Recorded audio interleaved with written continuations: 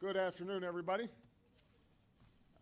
Yesterday, before votes were tallied, I shot a video that some of you may have seen in which I said to the American people, regardless of which side you were on in the election, regardless of whether your candidate won or lost, the sun would come up in the morning. And that is one bit of prognosticating that actually came true. The sun is up. And I know everybody had a long night. I did as well. I had a chance to talk to President-elect Trump last night, about 3:30 in the morning, I think it was, to congratulate him on winning the election.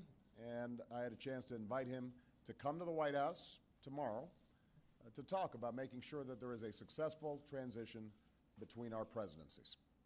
Now, it is no secret that the President-elect and I have some pretty significant differences.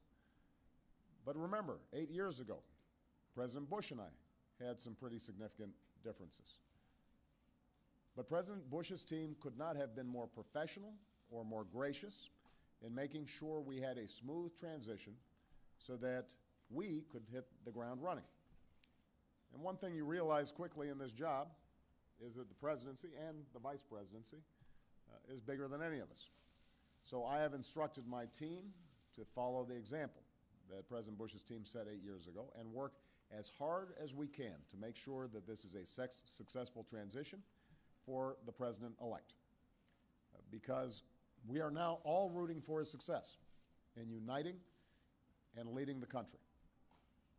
The peaceful transition of power is one of the hallmarks of our democracy.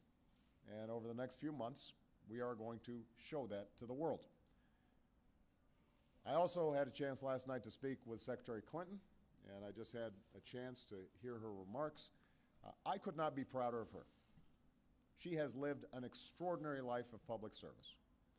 She was a great First Lady. She was an outstanding senator for the state of New York, and she could not have been a better Secretary of State. I'm proud of her. A lot of Americans look up to her. Her candidacy and nomination was historic and sends a message to our daughters all across the country that they can achieve at the highest levels of politics. And I'm absolutely confident that she and President Clinton will continue to do great work for people here in the United States and all around the world. Now, everybody is sad when their side loses an election. But the day after, we have to remember that we're actually all on one team.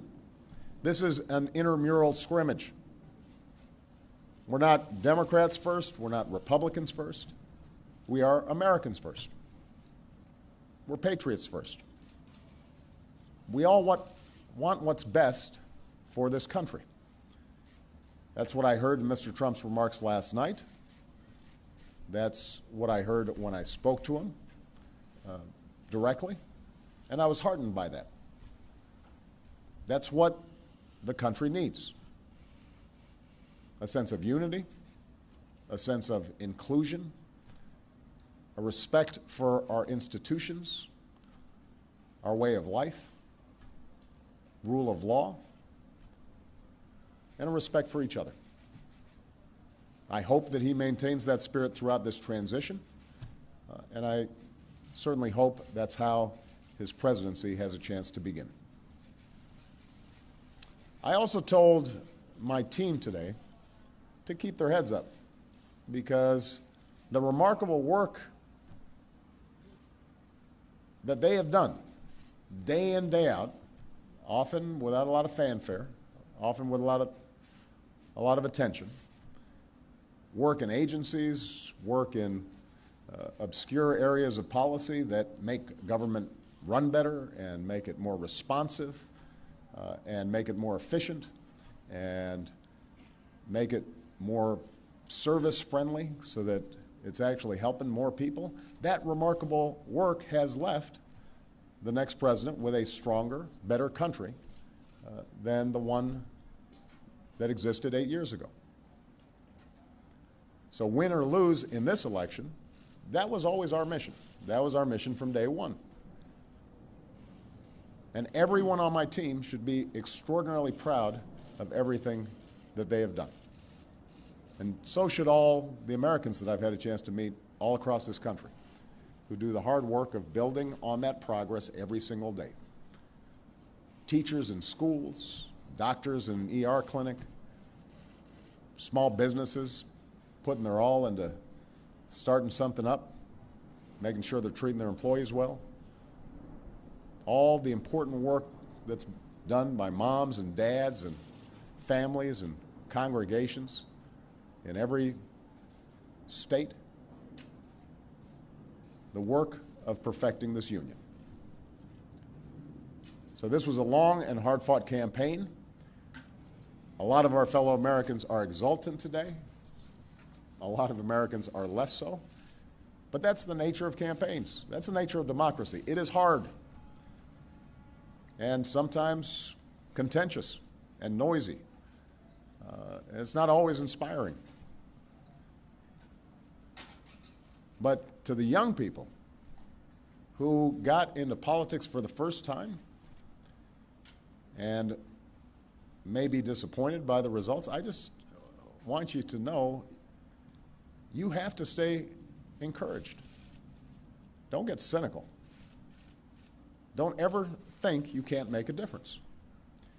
As Secretary Clinton said this morning, fighting for what is right is worth it. Sometimes you lose an argument. Sometimes you lose an election. You know, the path that this country has taken has never been a straight line. We zig and zag, and sometimes we move in ways that some people think is forward and others think is moving back. And that's okay. I've lost elections before. Joe hasn't, but, you know. So I've been sort of sharing. Remember, you beat me badly. That's the way politics works sometimes. We try really hard to persuade people that we're right. And then people vote. And then if we lose, we learn from our mistakes, we do some reflection, we lick our wounds, we brush ourselves off, we get back in the arena. We go at it. We try even harder the next time. The point, though, is that we all go forward with a presumption of good faith in our fellow citizens. Because that presumption of good faith is essential to a vibrant and functioning democracy. That's how this country has moved forward for 240 years. That's how we've pushed boundaries and promoted freedom around the world. That's how we've expanded the rights of our founding to reach all of our citizens. It's how we have come this far. And that's why I'm confident that this incredible journey that we're on as Americans will go on.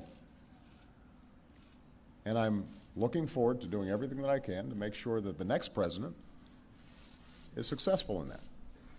I've said before, I think of this job as being a relay runner. You take the baton, you run your best race, and hopefully by the time you hand it off, you're a little further ahead. You've made a little progress. And I can say that we've done that, and I want to make sure that handoff is well executed because ultimately we're all on the same team. All right. Thank you very much, everybody.